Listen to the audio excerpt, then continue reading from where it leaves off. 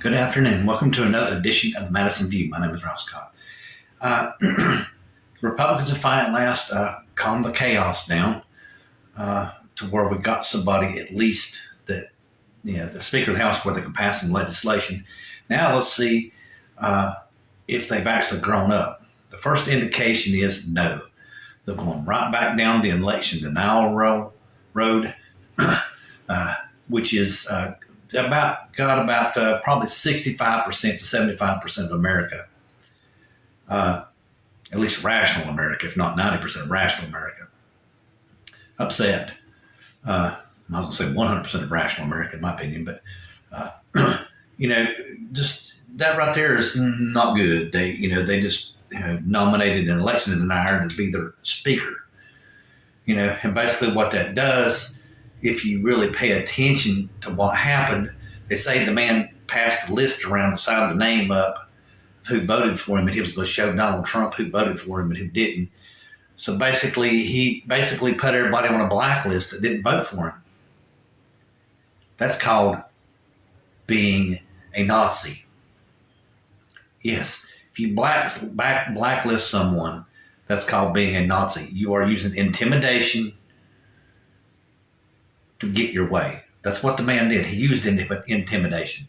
He's got that mild manner, like he isn't doing anything wrong or anything, but he knows how to intimidate people because the MAGA people think Trump, the sun rises and sets on Donald Trump. I haven't quite figured that out yet why, but they do.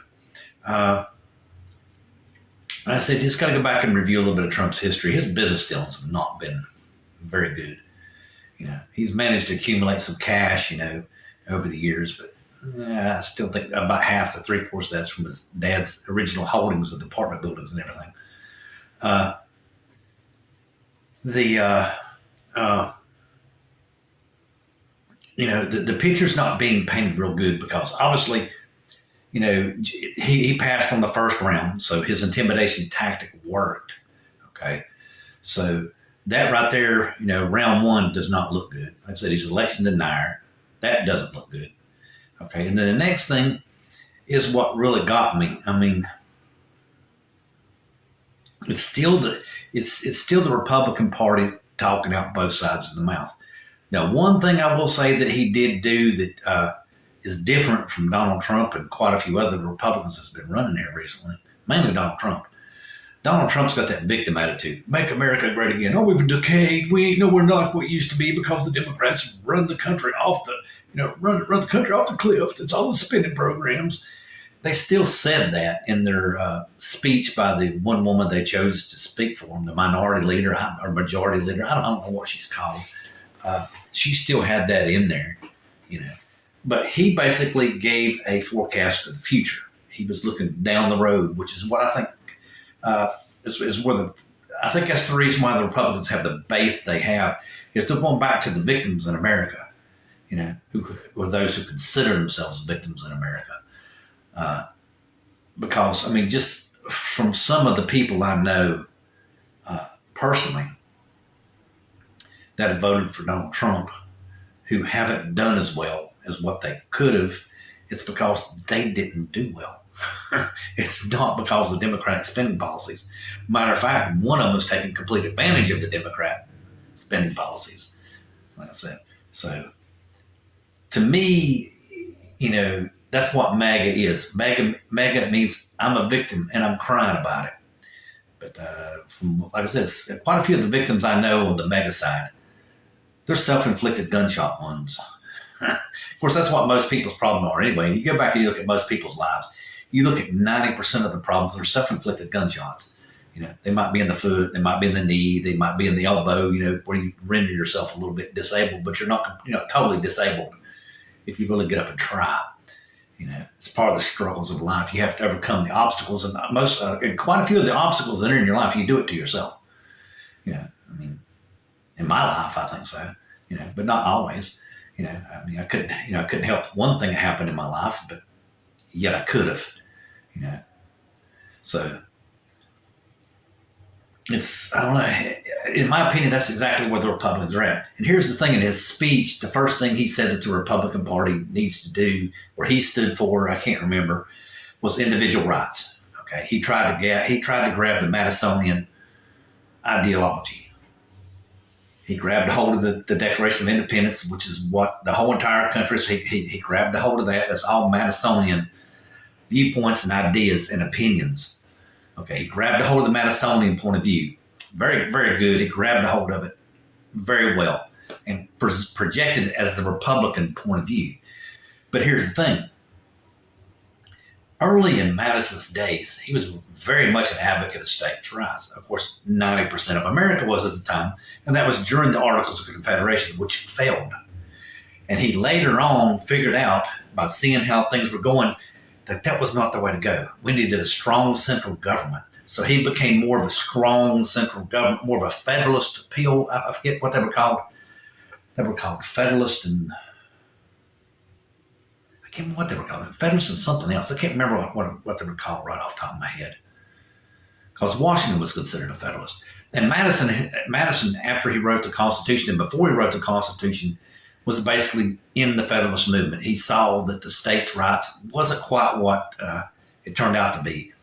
Because you can't take all these little nitpicky minority views to hold all of us together, which is what the Republican Party is trying to do. They're trying to pick this little select group of people and trying to make everybody rally around them, and they're not going to do it. It's just not going to happen.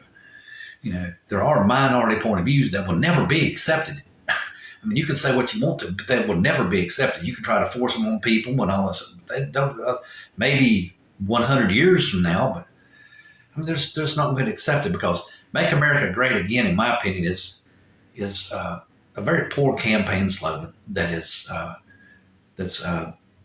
in my opinion grabbed a hold of people that are living in the past. And that's a very common misguided way of the human being. Especially as they get to be older, in my opinion, they have a tendency to live a little bit in the past.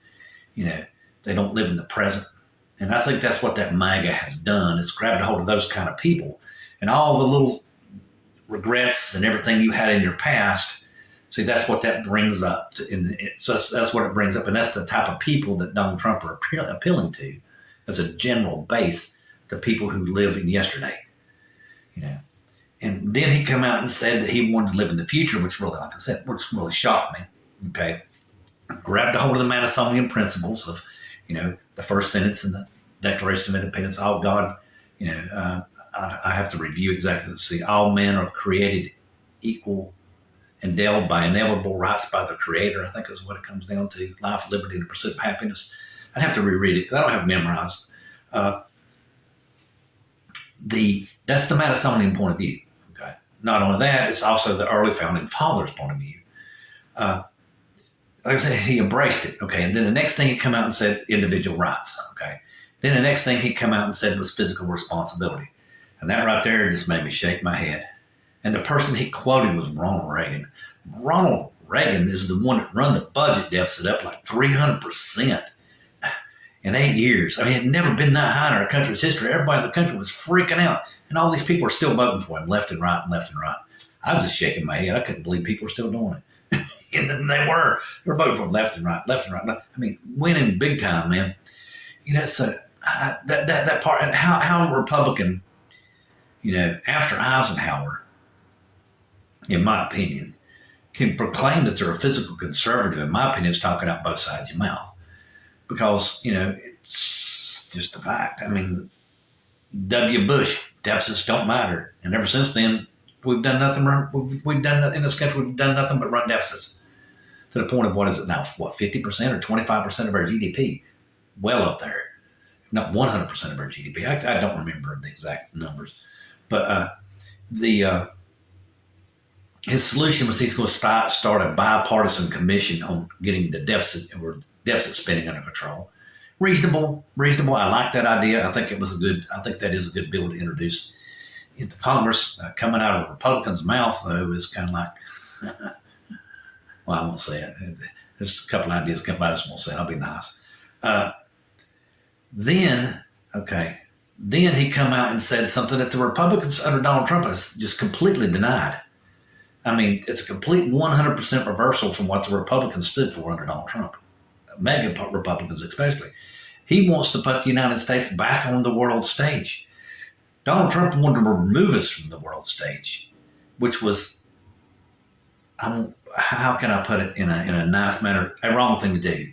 Because we are the only country in this world that is financially and militarily capable to keep democracy alive in this country. And we're in the world, in the world. And we do not need to be withdrawing from the center stage until all threats are gone. And right now they're not. They thought they had them licked with the World Free Trade Agreement, which I thought was a big pile of baloney. And then they finally admitted, I read an article the other day, they finally admitted, well, the thing was that they thought if they gave China all this money, China would turn into a democracy. And it didn't. It got more authoritarian. And that's where they made the mistake. But it's too late now. What you've done is you just made your enemy richer. So, it's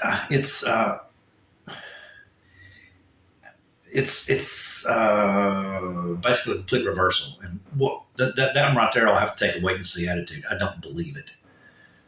Because they won't vote for you for aid for Ukraine. I don't think so. He might introduce the bill, but the Republicans won't vote for it. Be few and in between. But if he does introduce the bill, then he is doing his responsibility to America, because his responsibility as the Speaker of the House is to America as much as it is to his party. He's like the third in line for the president, so he's kind of like a de facto president, and his responsibility is as much to America as it is to the House of Representatives and his own district. He has a very major role to play in politics. That's the reason why Madison put that much power in the House of Representatives Speaker's hands. He was basically a de facto third in line president, and he needs to do what is right for this country. We'll wait and see if he can do it. And then the third one, like I said before, he mentioned individual rights, and the man's come out against gays. He's against gay marriage, against this, against that. That's a religious point of view that he is injecting into a political point of view, which is wrong. And like I said, I'll wait. I'll see. So far, it doesn't look good. But hey, you never can tell. Maybe they grew up. Good night.